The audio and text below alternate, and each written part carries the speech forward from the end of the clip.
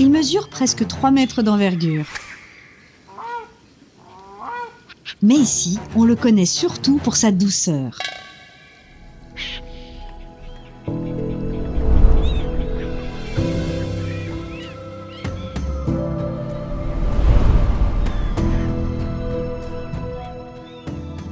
Au parc des oiseaux, il y a ce que tout le monde voit, et puis il y a ce qui se vit à l'abri des regards.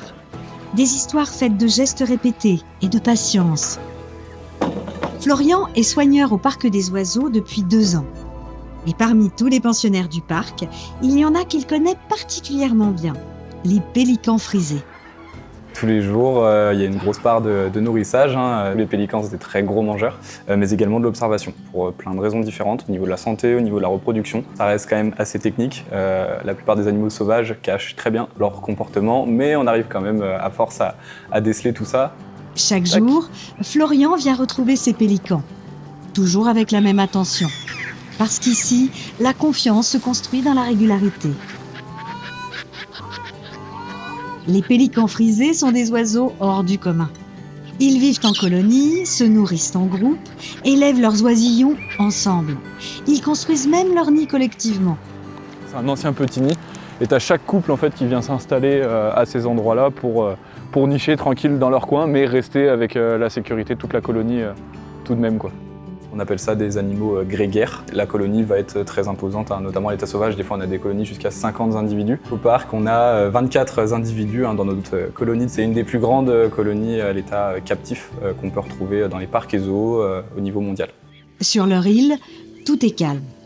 Mais cette organisation solidaire est également fragile. La colonie, si elle est très soudée, elle va rester constamment ensemble, ils vont aller pêcher ensemble, ils vont venir manger ensemble, etc. Si un prédateur vient à attaquer un nid en particulier, finalement c'est toute la colonie qui va être impactée.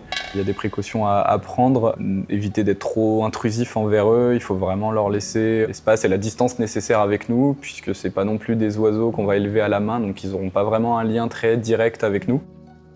Le pélican frisé est indissociable de l'histoire du parc des oiseaux. C'est ici qu'en 1981, l'espèce s'est reproduite pour la première fois au monde en captivité. Depuis l'arrivée des pélicans frisés au parc, 279 naissances ont été enregistrées, soit près de la moitié des naissances européennes en captivité. Donc depuis tout ce temps-là, forcément, on a des générations de pélicans qui se sont écoulées. On a une longévité qui est sur du 45-50 ans grand maximum chez cette espèce. Donc là, maintenant, on a même, entre guillemets, les grands-parents, les parents, et puis on a cette génération qui avance et qui continuera d'avancer si tout se passe bien. La conservation du pélican frisé ne se joue pas sur une saison. Elle se construit lentement au fil des années, à force d'observation et de choix mesurés. Longtemps, le pélican frisé a disparu de nombreuses régions, victime de l'assèchement des zones humides. Et aujourd'hui, grâce aux actions de conservation, son avenir s'éclaircit, du moins pour l'instant. Préserver n'importe quelle espèce, c'est une très grande fierté. Et finalement, quand on protège le pélican frisé, même à mon échelle, on protège également son environnement, son milieu de vie, c'est-à-dire les zones humides. Et forcément, il y a de la faune, il y a de la flore autour de tout ça, et on la protège également. Ici, chaque geste compte, chaque soin, chaque attention. Et tant que Florian et le parc des oiseaux s'engageront, l'histoire du pélican frisé continuera de s'écrire.